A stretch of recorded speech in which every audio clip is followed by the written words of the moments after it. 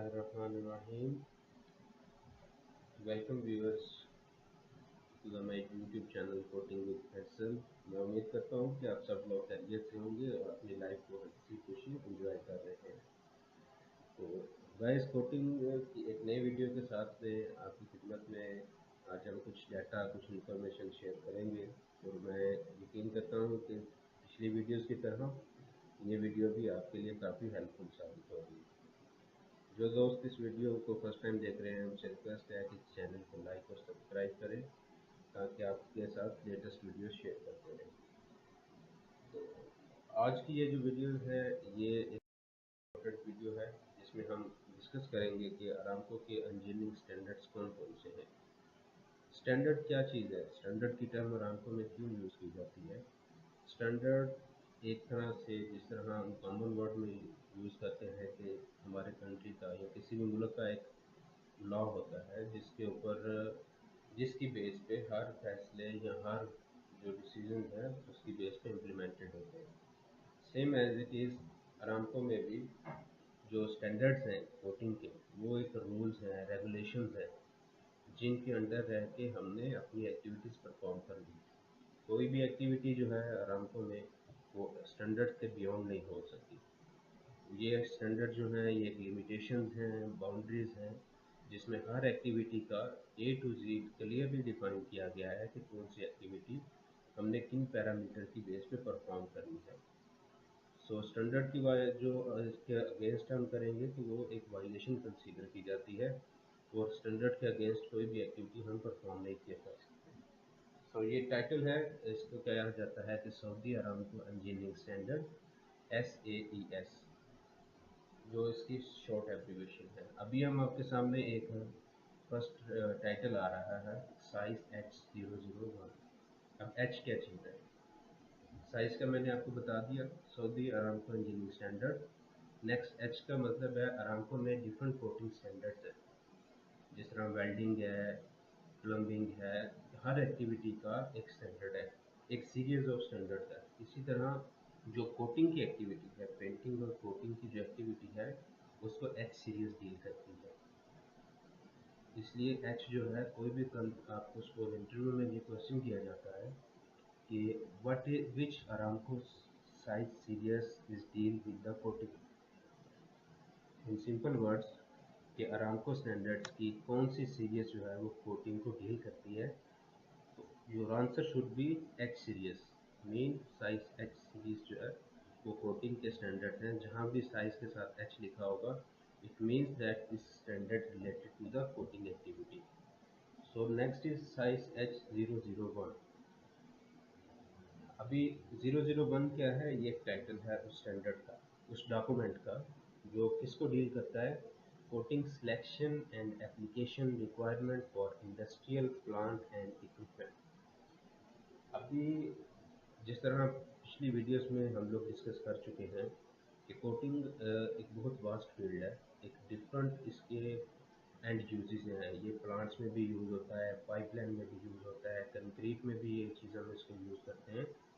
तो इसलिए हर चीज़ का एक अलग डॉक्यूमेंट या स्टैंडर्ड्स डिज़ाइन कर दिया गया इंजीनियरिंग डिपार्टमेंट की तरफ से और उस हर डॉक्यूमेंट को टाइटल दे दिया गया।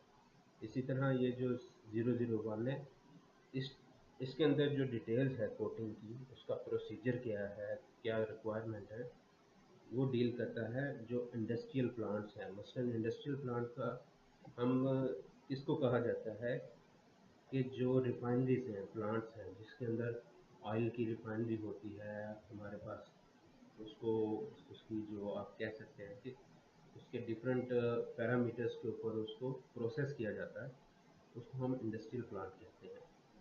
ठीक है, तो 001 जो है वो coating selection and application requirement for industrial plant and equipment. ये इसलिए आपको इसका नॉलेज होना ज़रूरी है क्योंकि सपोज आपके सामने कोई एक वेसल का जिक्र किया जाता है कि जी ये वेसल है, इसके ऊपर हमने कोटिंग करनी है, तो अगर आपने पैरामीटर देखना है तो आप उसको साइज 001 में जाएंगे क्योंकि वो जो वेसल है उसकी एंड एप्लीकेशन प्लांट के अंदर है। इसी तरह अगर आपके पास पाइपलाइन है सपोज, तो आप साइज H002 में जाएंगे। साइस H002 का टाइटल क्या है? Internal and external coating for the steel pipelines and the piping. अभी इंटरनल एंड एक्सटर्नल कोटिंग का क्या मतलब है? एक पाइप जो है हमारा, कोटिंग का हमारा, आप ये चीज़ अभी अंडरस्टैंड कर चुके हैं कि कोटिंग का पर्पस ये है कि हमने अपने इंफ्रास्ट्रक्चर को, अपने पाइप को, अपने स्पूल को, हमने उसको रस्ट से या डिग्रेडेशन से उसको अवॉइड करना है, उसको प्रोटेक्ट करना है। कुछ सर्विसेज पाइप हम एक्सटर्नल कोटिंग तो करते हैं पाइप के ऊपर, बाज़ बार पाइप के अंदर से कुछ ऐसी सर्विसेज गुजर रही होती हैं जिसका मेटल के साथ रिएक्ट करने का चांसेस होता है। कुछ केमिकल्स ऐसे होते हैं जो मेटल को डिग्रेड कर सकते हैं अंदर। जब वो पाइप के अंदर से गुजरेंगे और एक लॉन्ग टाइम एक्सपोजर रहेगा उस मटेरियल का पाइप की बॉडी के साथ में, तो उसको डिग्रेड कर सकता है, उसकी स्ट्रेंथ कम कर सकता है, उसके अंदर रस्ट क्रिएट कर सकता है। इस पर्पज़ के लिए हम लोग क्या करते हैं कि उस पाइप को इंटरनल प्रोटेक्टिव कोटिंग भी देते हैं। वो जो प्रोटेक्टिव कोटिंग इंटरनली होती है वो बैरियर क्रिएट कर देती है उस सर्विस के दरमियान में, उस मटेरियल के दरमियान में जो पाइप के अंदर से गुजर रहा है और उस पाइप की बॉडी के दरमियान। सो 002 जो है, ये इसका टाइटल है internal and external coatings for steel pipelines and piping. इसी तरह साइज H003 है protective coating for industrial concrete structure. अभी अभी आपके जहन में ये आ रहा होगा कि हमने ऑलरेडी हम इंडस्ट्रियल का डिस्कस कर चुके हैं 001 में, तो फिर 003 में ये कंक्रीट का दोबारा इंडस्ट्रियल क्यों आया? तो गाइस जो 001 है वो मेटल को डिस्कस करता है। जो आपके इंडस्ट्रियल प्लांट के अंदर जो मेटल होंगे और नॉन मेटल होंगे, जैसे GRP है, FRP है, फाइबर रिइंफोर्स्ड प्लास्टिक है, ग्लास रिइंफोर्स्ड प्लास्टिक है, या मेटल है, या आपके पास कार्बन स्टील हो गया, स्टेनलेस स्टील हो गया, गैल्वेनाइज्ड स्टील हो गया, मतलब मेटेलिक सर्फेसिस और नॉन मेटेलिक को ये डिस्कस करता है जो 001 में। साइंस एक्ट 003 जो है ये सिर्फ और सिर्फ कंक्रीट स्ट्रक्चर को डिस्कस करता है। भी कंक्रीट ही इट्सेल्फ एक बहुत इम्पोर्टेंस होती है किसी भी इंफ्रास्ट्रक्चर में, क्योंकि ये कंक्रीट की असल में वो फाउंडेशन होती है, वो बेस होती है, वो बुनियाद होती है जो पूरे इंफ्रास्ट्रक्चर को, उसको मेंटेन रखती है, उसको कायम रखती है। सो इसके लिए भी हम प्रोटेक्टिव कोटिंग्स करते हैं। इसको आगे जाके हम थोड़ा डिटेल्स में मजीद पढ़ते हैं कि वो कंक्रीट में क्या यूजेस हैं, इस पर किस जगह पे हम कोटिंग करते हैं। इसी तरह साइज 004 है protective coating selection and application requirement for offshore structure and facilities. 001 जो है वो सिर्फ ऑन शोर को डिस्कस करता है। ऑन शोर और एंड ऑफ शोर दो टर्म्स यूज़ की जाती है।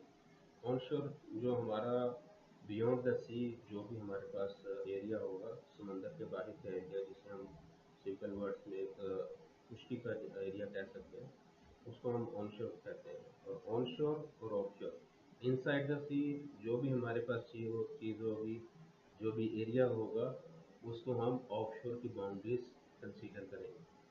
वो समंदर की सरफेस के ऊपर भी हो सकती है, इनसाइड द सी भी हो सकती है, वट एवर जो भी वाटर के अंदर चली जाएगी, this will be consider as offshore. और इसी तरह बाहर का जो है वो ऑन शोर कंसीडर किया जाता है। साइज एक्ट 001 जो है वो इंडस्ट्रियल प्लांट, इक्विपमेंट, हर चीज़ को डिस्कस करता है, लेकिन वो सिर्फ ऑफ ऑन शोर को करता है। ऑफ शोर के लिए जो स्ट्रक्चर है वो साइज एक्ट 004 है। क्योंकि आपको पता है कि एक अगर हम बाहर में जो हमारे पास स्ट्रक्चर है उसको रस्ट अफेक्ट कर सकता है, तो जो पानी के अंदर है तो उसकी स्ट्रेंथ या उसकी सस्टेनेबिलिटी वो उससे ज़्यादा इम्पोर्टेंट है, क्योंकि वो कॉन्टीन्यूस वाटर के साथ इन टच रहेगा। सो साइसेट 004 जो है protective coating and selection application requirement for the offshore structure and facilities. Next size H005 thermal spray aluminum coating by arc spray process for structure material against atmospheric environment। तो gas ये किस लिए चाहिए होता है? थर्मल स्प्रे एल्यूमिनियम कोटिंग, इसमें क्या होता है कि हम एल्यूमिनियम को मेल्ट करते हैं, इतना मेल्ट करते हैं हीट करके कि वो उसको लिक्विड फॉर्म में, फिर उसको स्प्रे में कन्वर्ट करके एटमाइजेशन एक टर्म यूज़ की जाती है। एटमाइजेशन क्या है कि conversion of liquid into the fine particles. तो हम एटमाइजेशन प्रोसेस से गुजार के उस लिक्विड एल्यूमिनियम को स्प्रे पैटर्न देते हैं और उसको फिर उसकी कोटिंग अप्लाई करते हैं अपने मेटेलिक स्ट्रक्चर के ऊपर। इसमें कहा गया है कि एटमॉस्फेरिक एनवायरनमेंट, मतलब जहाँ पे एटमॉस्फेरिक एक्सपोजर या वेदर इफेक्ट बहुत ज़्यादा होता है, मसलन वहाँ पे केमिकल एक्सपोजर ज़्यादा है उस एयर में, उस एयर में आपके पास रेनिंग बहुत ज़्यादा है, मतलब डिफरेंट एटमॉस्फेरिक इन्वायरमेंट, मतलब जहाँ पे वेदर इफेक्ट बहुत ज़्यादा होता है हमारे सबस्ट्रेट के ऊपर। ये टाइटल्स क्यों है? आप किसी भी जगह इंटरव्यू के लिए जाते हैं अगर, तो आपको इन डॉक्यूमेंट्स के टाइटल का इल्म होना बहुत ज़रूरी है। सेम इसी तरह एक वकील जो है, एक लॉयर जो है, जब वो अपनी स्टडी करता है तो उसको पता होना चाहिए कि किस केस में कौन सा लॉ जो है, लॉ की कौन सी टर्म, कौन सा डॉक्यूमेंट जो है वो उसके कॉरेस्पॉन्डिंग इसके साथ मैच करता है। सेम एज इट इज़ एक कोटिंग इंस्पेक्टर को भी या कोटिंग सुपरवाइज़र को भी इस चीज़ का इल्म होना चाहिए कि किस सबस्ट्रेट में किस चीज़ के साथ अरामको का कौन सा स्टैंडर्ड एप्लीकेबल है। ये आपके पास जो अरामको के स्टैंडर्ड्स हैं स्पेशली फॉर द इंस्पेक्टर्स, ये आपका टूल है एक, जिसके ज़रिए आप अपनी पूरी एक्टिविटी को स्ट्रॉन्गली अपनी ग्रिप कर सकते हैं। तो आपको इन टाइटल्स का इल्म होना बहुत ज़रूरी है। आप किसी भी जगह इंटरव्यू के लिए जाते हैं तो ये चीज़ अगर आपको इल्म होगा तो ये चीज़ आपका प्लस पॉइंट होगी। इंटरव्यूअर को आइडिया हो जाएगा कि okay, this inspector have strong grips on the standards because he now the title and the relative documents name for relevant substrate. So guys, next हम चलते हैं साइस एच 200। साइस एच 200 का title है जी storage handling and installation of external coated pipe. अभी हमारे जो pipe होते हैं ऑलमोस्ट 12 मीटर का पाइप यूज़ किया जाता है और 24 मीटर का पाइप लेंथ में यूज़ किया जाता है। ठीक है, ये दो लेंथ होती हैं। इसके बाद डायामीटर कितना वो वेरी करता है कि आपके पास 18 इंच का पाइप है, 14 इंच का पाइप है, 46 इंच का है, 56 इंच का, लेकिन उसकी जो लेंथ है रामको के अंदर एक फिक्स लेंथ है 12 मीटर का और 14 मीटर की।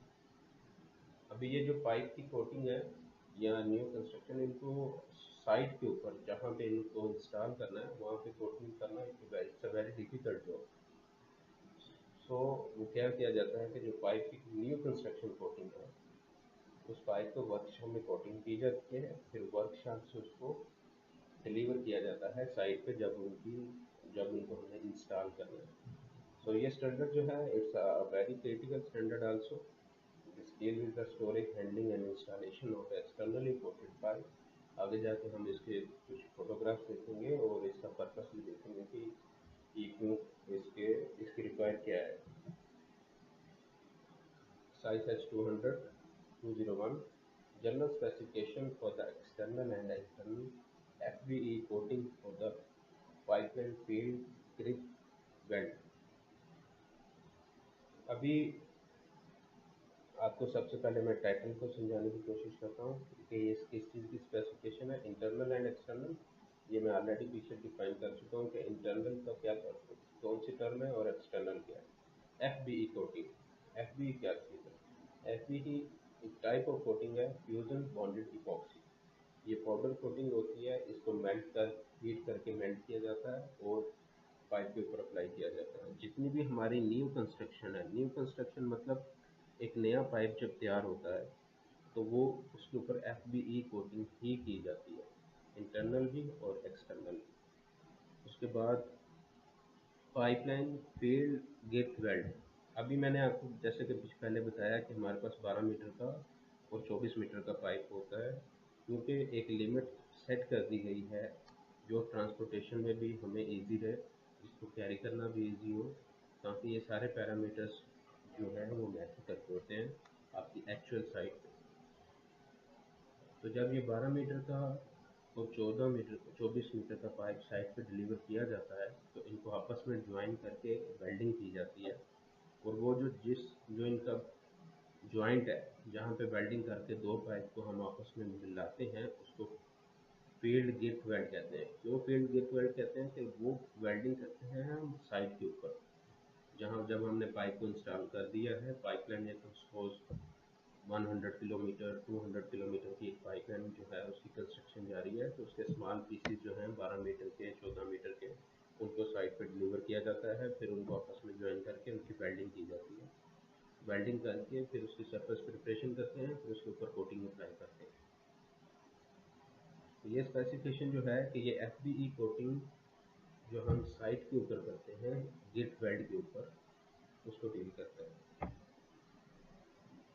Next one, size H102, safety requirement for the coating application. Guys, safety and quality are the two most important parameters in the Saudi Aramco. जिस तरह किसी चीज़ की क्वालिटी ऑफ वर्क बहुत ज़्यादा ज़रूरी होता है उसके उसकी लाइफ इन्हांस करने के लिए, सेम एज इट इज़ आपकी वर्क साइट पे आपकी एक्टिविटी के दौरान, आपकी कंस्ट्रक्शन के दौरान सेफ्टी भी बहुत ज़्यादा इम्पोर्टेंट है, और अरामको सेफ्टी को बहुत क्रिटिकली इसको मॉनिटर करती है। अभी हमने आप जब जितने भी स्टैंडर्ड पीछे पड़े हैं, उन सब स्टैंडर्ड में जितनी भी टाइप ऑफ कोटिंग है उनके लिए एक ही स्टैंडर्ड मेंशन किया गया है, जो सबकी टाइप को, सबकी एक्टिविटी के दौरान में जो सेफ्टी रिक्वायरमेंट है उनको डिस्कस करता है। मोस्ट ऑफ द इंटरव्यूज़ में ये क्वेश्चन पूछा जाता है कि अरामको का कोटिंग एक्टिविटी का सेफ्टी का स्टैंडर्ड कौन सा है। तो ये मस्ट आपको एक ये चीज़ आपके जहन में होनी चाहिए, इसका टाइटल, इसका स्टैंडर्ड का नंबर, इसका डॉक्यूमेंट नंबर आपके माइंड में होना चाहिए कि साइज H102 जो है वो सेफ्टी रिक्वायरमेंट जो है कोटिंग एप्लीकेशन की उनको डिस्कस करता है। आगे जो साइज H102, अभी हमने पिछले जितने भी स्टैंडर्ड पढ़े वो हमें ये बताते हैं कि हमने कोटिंग एप्लीकेशन करनी है तो वो किस वे पे चलते हुए, किन पैरामीटर्स के अंदर रह के, किन प्रोसीजर्स को अडॉप्ट करते हुए हमने कोटिंग एप्लीकेशन को अपनी ड्यूटी को परफॉर्म करना है। अभी क्वेश्चन आता है कि हमने एक्टिविटी करनी है, कोटिंग एप्लीकेशन करनी है, तो कोटिंग एप्लीकेशन के लिए मटेरियल कौन सा यूज़ करना है। अभी ये चीज़ नहीं है कि आपने मार्केट से कोई भी पेंट लिया, अभी हंड्रेड्स ऑफ मैन्युफैक्चरर्स जो हैं वो मार्केट में अवेलेबल है जो different type of protective coatings को प्रोवाइड करते हैं। तो हम ऐसा नहीं कर सकते कि किसी भी मैन्युफैक्चरर के पास में गए, उससे प्रोटेक्टिव कोटिंग ली, ला के उसको अपने इक्विपमेंट पे अप्लाई कर दिया। अरामको ने ऑलरेडी कुछ पैरामीटर्स हैं, कुछ टेस्टिंग हैं, जिनकी बेस पे कुछ प्रोडक्ट्स मार्केट की, उनको एवेलुएट किया, उनको स्टडी किया, उनकी टेस्टिंग की। जब इनको लगा कि ओके ये प्रोडक्ट्स जो हैं ये हमारे जो रिक्वायरमेंट है उनको फुलफ़िल कर रही हैं, हमारे स्टैंडर्ड्स रिक्वायरमेंट को, हमारी इंजीनियरिंग रिक्वायरमेंट्स को फुलफ़िल कर रही हैं, तो अरामको उस मैन्युफैक्चरर को अपनी प्रोडक्ट लिस्ट में ऐड करता है।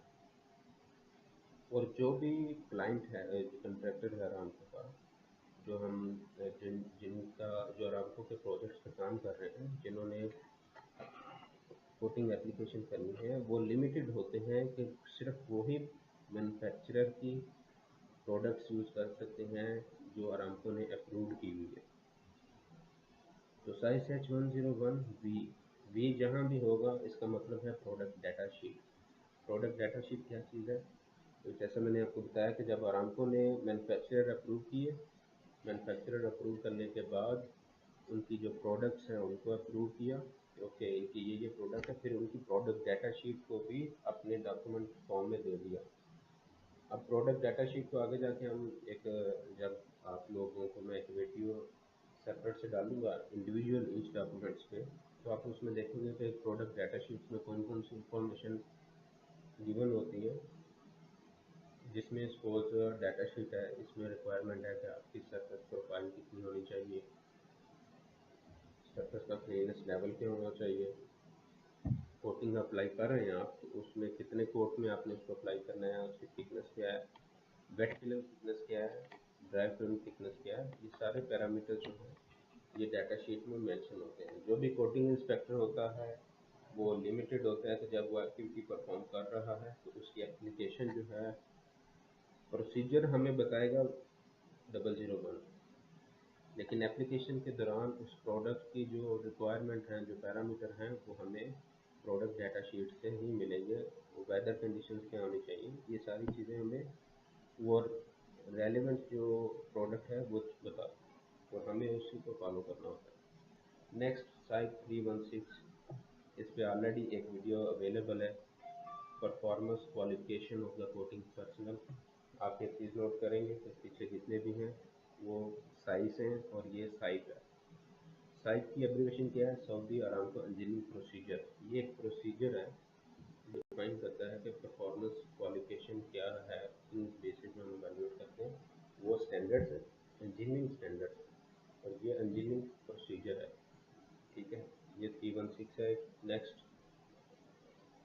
साइज है 002 वी, जिस तरह 0101 वी है, ये इंडस्ट्रियल और को डिस्कस करता है, और आपका ये जो कंक्रीट कोटिंग है उनकी डाटा शीट्स को, उनको मटेरियल को उसको डिस्कस करता है। और 002 वी जो है, ये पाइपलाइन के जो कोटिंग मटेरियल है उसको डाटा। अभी हम नेक्स्ट चलते हैं, छोटा सा ब्रीफ रिव्यू है कि जो मैंने आपको डिस्कस किया, size H 10001 coating selection and application requirement for industrial plant equipment.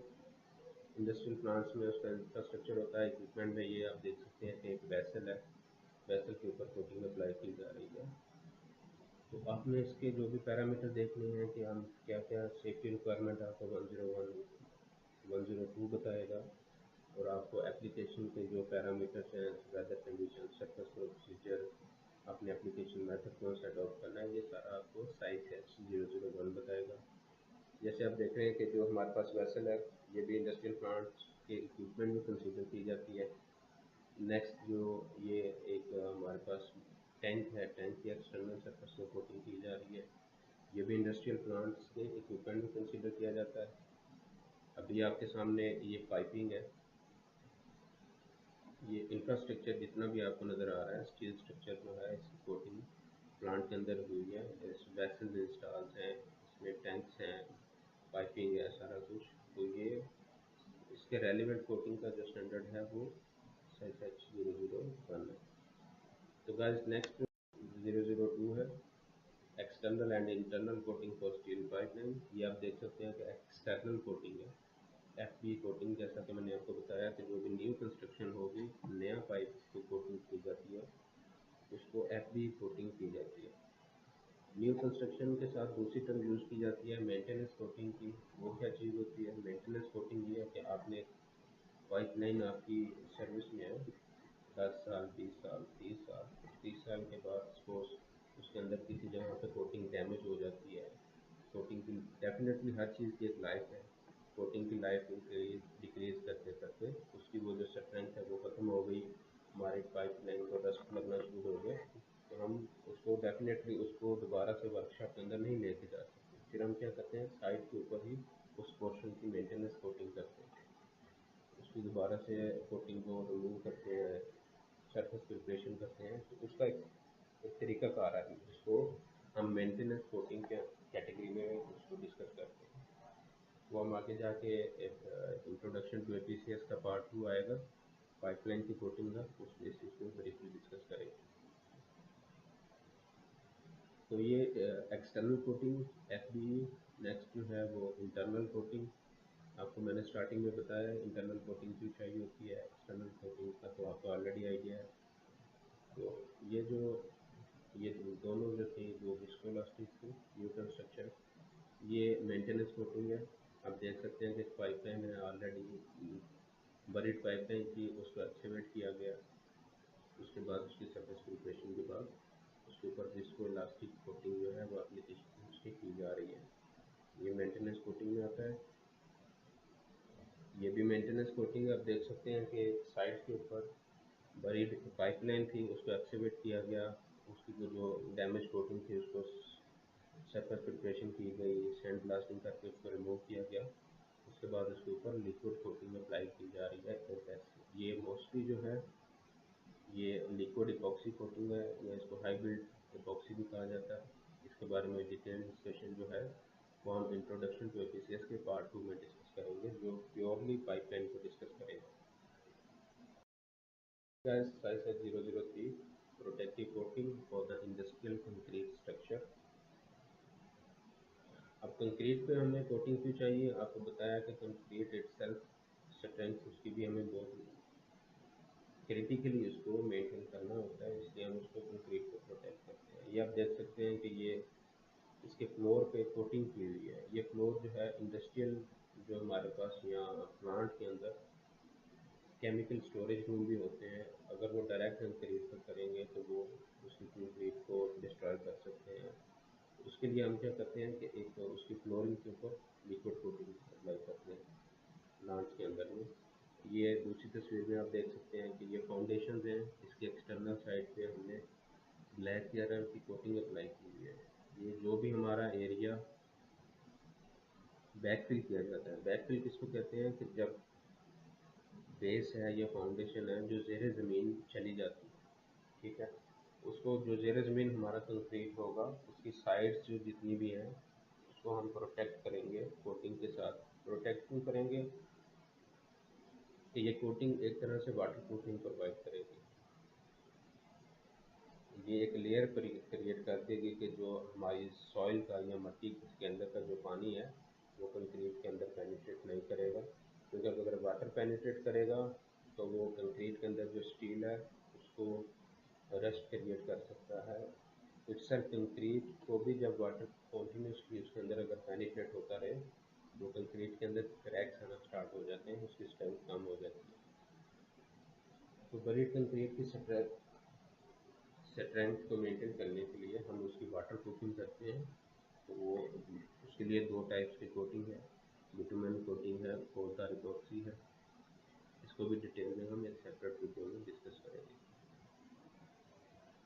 आप देख सकते हैं कि ये एक कंक्रीट के ऊपर एक्सटर्नल कोटिंग की जा रही है। ये किसी चीज़ के लिए है कि हमारे पास सपोज किसी एरिया का, अभी ये रोड है, रोड के अंदर से दो साइड्स हैं, अगर बारिश का पानी एक जगह से दूसरी जगह हमने पास करवाना है तो हम उसके अंदर उसके कलवर्ट्स बनाते हैं, कलवर्ट्स के अंदर पाइप होते हैं। इसको भी हम एक्सटर्नल कोटिंग कंक्रीट को कर रहे हैं ताकि इसके ऊपर वेदर इफेक्ट कम से कम हो और इसकी लाइफ मैक्सिमाइज हो सके। साइज है 004 coating section and application requirement of the structure and facilities. जैसे कि आपको इस चीज़ का नॉलेज होगा कि ऑलमोस्ट 40% जो ऑयल की प्रोडक्शन है वो ऑफशोर से की जाती है। ऑफशोर और ऑनशोर की डेफिनेशन ऑलरेडी आपको स्टार्टिंग में मैंने बताई है कि जो भी स्ट्रक्चर या जो भी बाउंड्री समंदर के अंदर होगी, पानी के अंदर होगी, आइदर वो समंदर की सरफेस के ऊपर है या इनसाइड द सी है, वो ऑफशोर कंसीडर होती है। और जो भी हमारी बाउंड्री खुश्की पे है उसको हम ऑनशोर कंसीडर करते हैं। और ऑलमोस्ट 40% ऑयल की प्रोडक्शन जो है, जो ज़मीन से ऑयल निकलता है, वो ऑफशोर एरिया से निकलता है। तो उसका इंफ्रास्ट्रक्चर की उसकी स्ट्रेंथ, उसकी प्रोटेक्शन, उसकी stability, it's a very critical parameter. क्योंकि ऑफशोर में तो चले हम कह ऑनशोर में कह सकते हैं कि इसको कभी रेनिंग हो गई या एयर के अंदर जो मॉइस्चर है वो अफेक्ट कर सकता है, वेपर्स अफेक्ट कर सकते हैं, केमिकल वेपर्स अफेक्ट कर सकते हैं। लेकिन ऑफशोर का जो स्ट्रक्चर है वो इटसेल्फ कॉन्टीन्यूस वाटर एक्सपोजर के साथ है। उसका जो भी स्टील स्ट्रक्चर होगा वो कॉन्टीन्यूस पानी के अंदर है और उसको बहुत क्रिटिकली उसकी कोटिंग को मॉनिटर किया जाता है। क्योंकि उसमें अगर किसी भी पिन पॉइंट पे भी अगर आपका कोटिंग डिसकंटिन्यूटी हो गई, यहाँ पे कोटिंग एप्लीकेशन नहीं हुई, तो वहाँ से पेनिट्रेट करके रस्ट को इनिशिएट कर सकता है। तो जो हमारा स्टैंडर्ड है जो ऑफशोर की कोटिंग को डिफाइन करता है वो साइज 004 है। जिस तरह कि आप इस पिक्चर में देख सकते हैं कि ये एक तरह से मेंटेनेंस कोटिंग की जा रही है। इस तरह के जो स्ट्रक्चर्स होते हैं जिसको रिग्स भी कहा जाता है, प्लेटफॉर्म भी कहा जाता है, इनकी एक्चुअली तरीकाकार क्या होता है कि इनको ऑनशोर पे या आउटसाइड द सी इनको कोटिंग की जाती है, प्रॉपर सैंड ब्लास्टिंग करके हर चीज़ करके कोटिंग करके उसको फिर डिलीवर किया जाता है समंदर के अंदर, फिर इनको ज्वाइन कर दिया जाता है। उसके बाद फिर उसकी कोई 5 साल बाद 10 साल बाद कहीं से कोई डैमेज आता है कोटिंग में, तो उसको उसी जगह पे कोटिंग उसका रिपेयर किया जाता है। दूसरी चीज़ आप देख रहे हैं इसी तरफ ये ऑफशोर फैसिलिटी है, ये करीब का जो आपका प्लेटफॉर्म है उसके ऊपर कोटिंग एप्लीकेशन की जा रही है।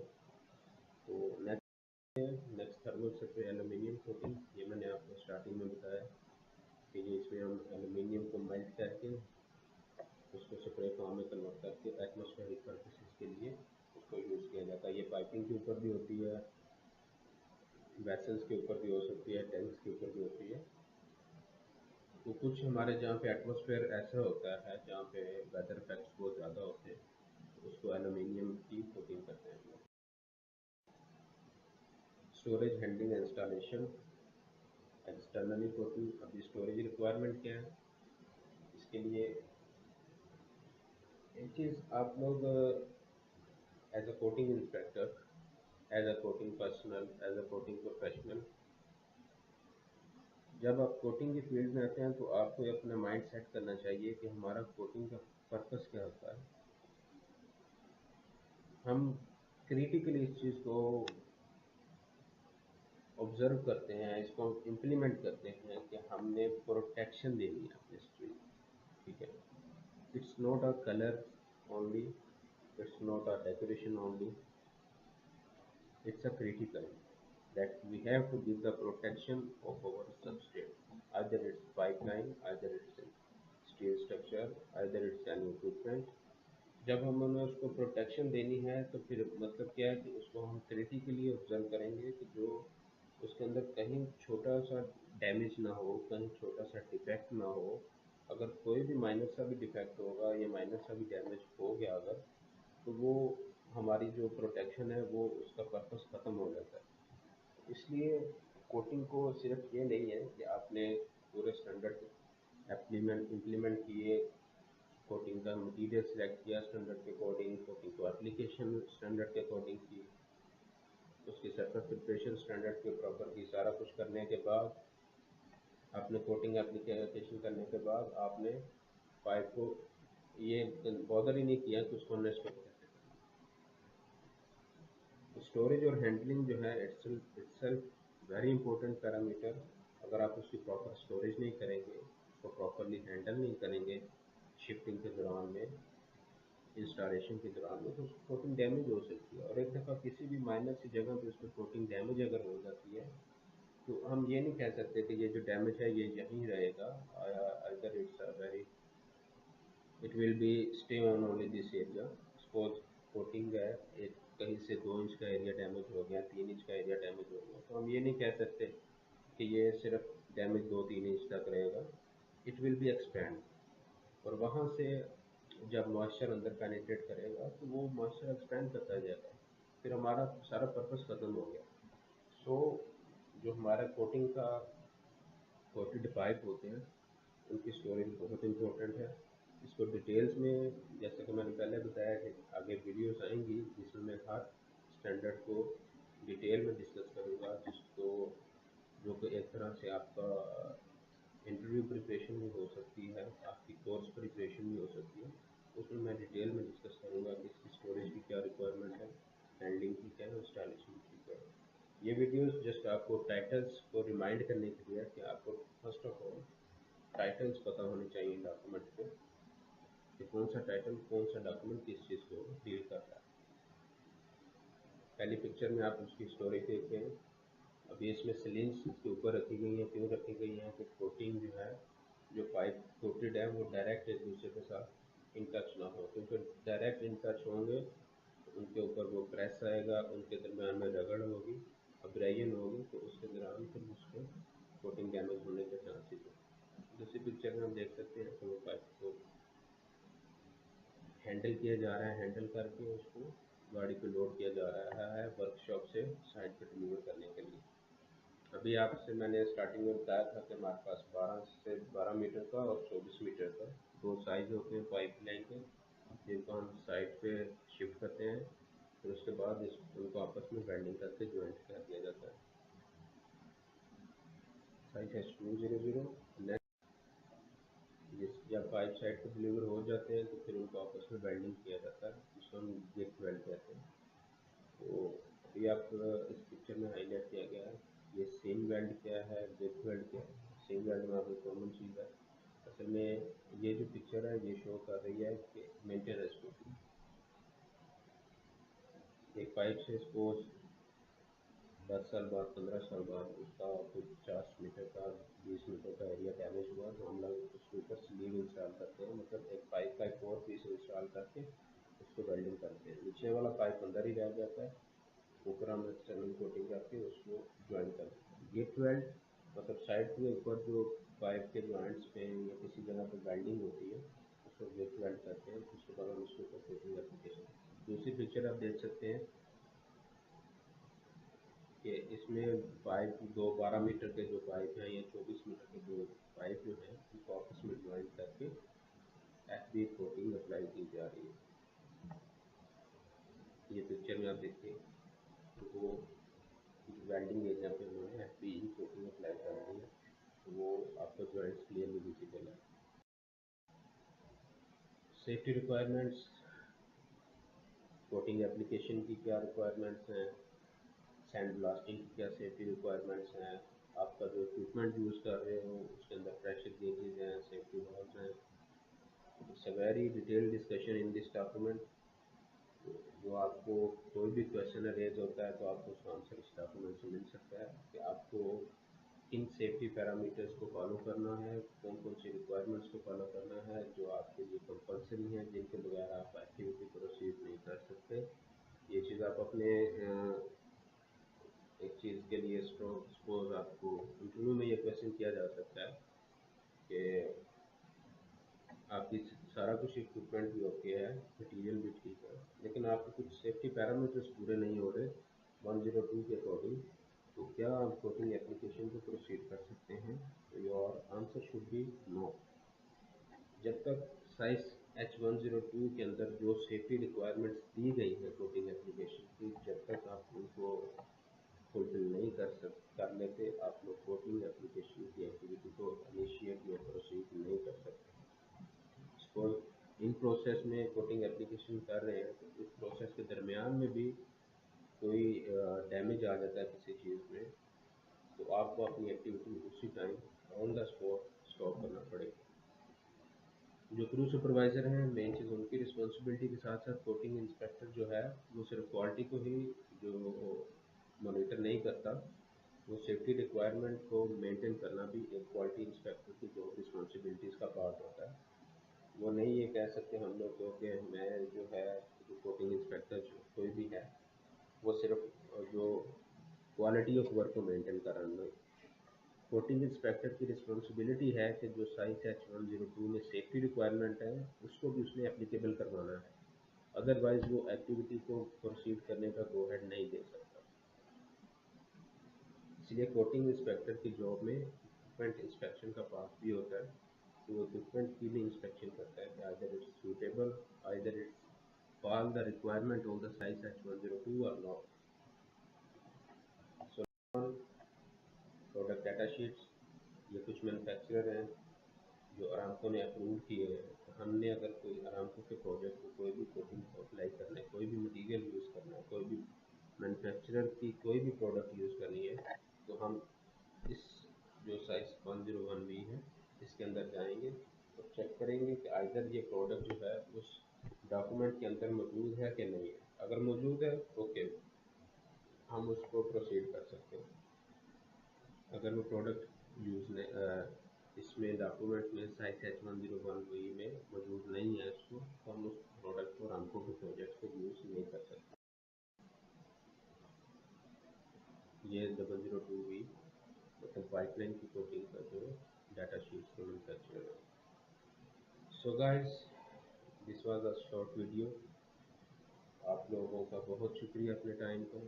मैं उम्मीद करता हूँ कि ये वीडियो भी आपको आपके नॉलेज को इन्हांस करेगी। अगर आपका कोई क्वेश्चन है तो या आपके जहन में क्यूरीज है, आपके जहन में कोई सजेशन है तो ज़रूर मुझे कमेंट में बताइएगा। मुझे आप लोगों के फीडबैक का वेट रहेगा। Thank you for your time, take care, मिलते हैं।